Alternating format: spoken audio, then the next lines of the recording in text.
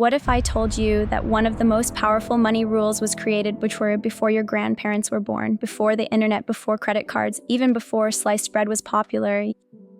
Yep. And this old school rule. It's more relevant today than ever. In our world of instant gratification and financial complexity, this principle cuts through the noise like nothing else. Stick with me and I'll show you how to use it to not just manage your money, but to actually build your future. Feeling overwhelmed by money? You're not alone.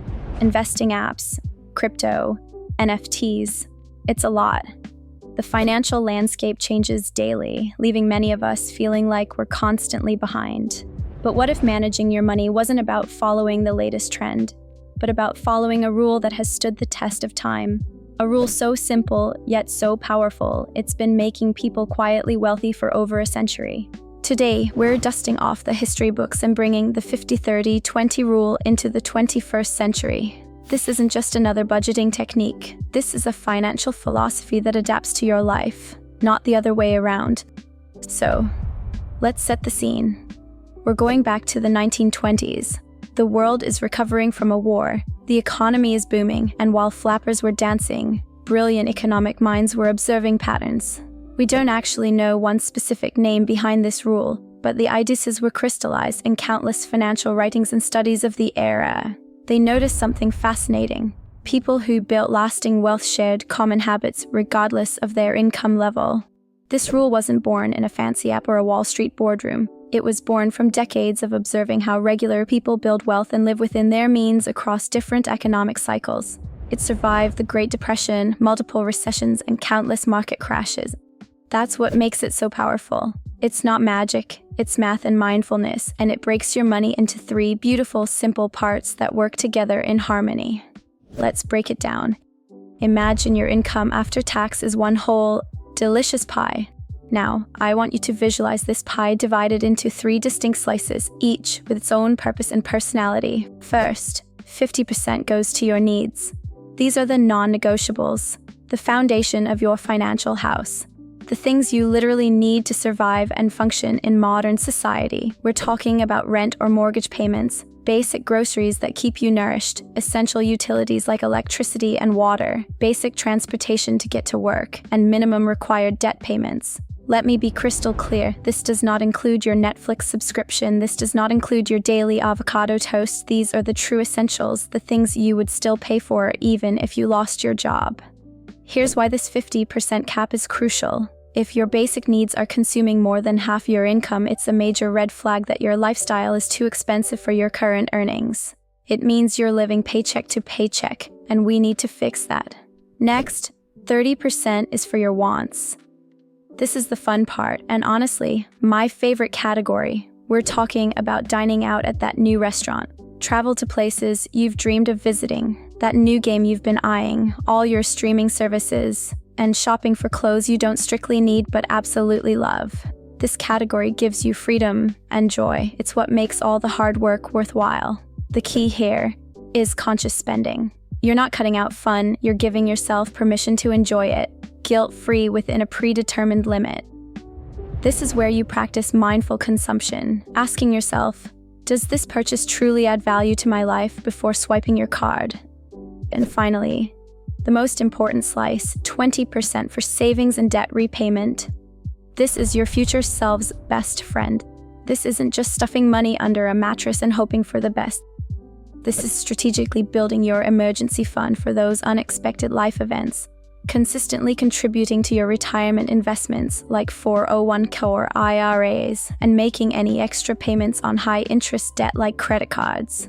Think of this 20% as paying your future self first. While the other categories take care of your present, this 20% is what builds your financial freedom and creates generational wealth. It's the difference between working because you have to and working because you want to.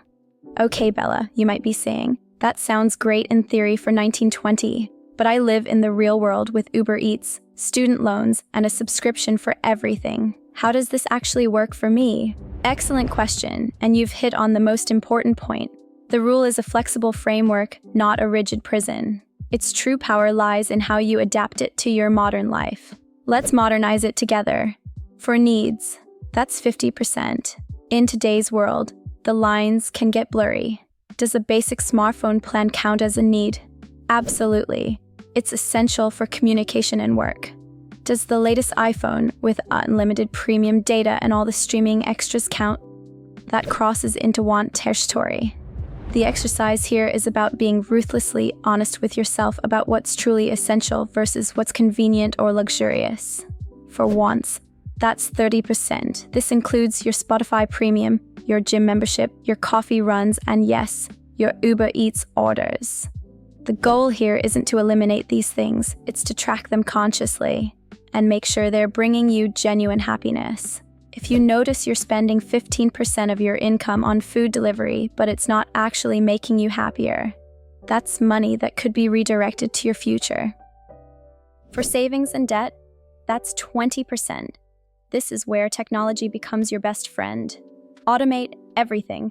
Set up automatic transfers to your investment and savings accounts to happen the day after you get paid. Make it out of sight, out of mind. This also means being strategic about debt, attacking those student loans or credit cards aggressively once you have a small emergency fund buffer. And here's a crucial pro tip that most people don't talk about. If you're drowning in high-interest debt, it's not only okay but smart to temporarily adjust these percentages. Maybe for 6 months, you operate on a 50-20-30 split, lowering your wants to 20% and throwing that extra 10% at your debt. Or if you're in an extreme situation, even 50-10-40 until you get your head above water. The rule serves you. You don't serve the rule. It's your financial servant, not your master. Now, let's talk about why this has survived for 100 years when so many other financial strategies have come and gone. Because it's not about restriction or deprivation, it's about clarity and conscious control. It gives you a simple but powerful map for your money. You stop wondering where it all went at the end of the month and you start telling it exactly where to go on day one. This creates what I call financial breathing room, that beautiful space between your expenses and your income where opportunities grow. You don't need another complicated app or a 50-page financial plan, you just need one rule that actually works. And today, you've learned one that's been working for a century, through wars, technological revolutions, and everything in between. It works because it's based on human behavior, not market trends. So, what do you think? Is the 50-30-20 rule something you'd try in your life? What would be the hardest part for you to implement? Maybe you already use a variation of this. I'd love to hear about your experience. I read every single comment, and these conversations are my favorite part of what I do. So, let me know down below. If this video helped you see your money in a new light, do me a huge favor. Smash that like button and subscribe to Bella Finance for more simple, powerful guides to mastering your money. We're building a community of people who are taking control of their financial futures, one smart decision at a time. Because financial freedom, it's not a trend or a lottery ticket. It's a timeless goal built on timeless principles. Thanks for watching, and I can't wait to continue this journey with you.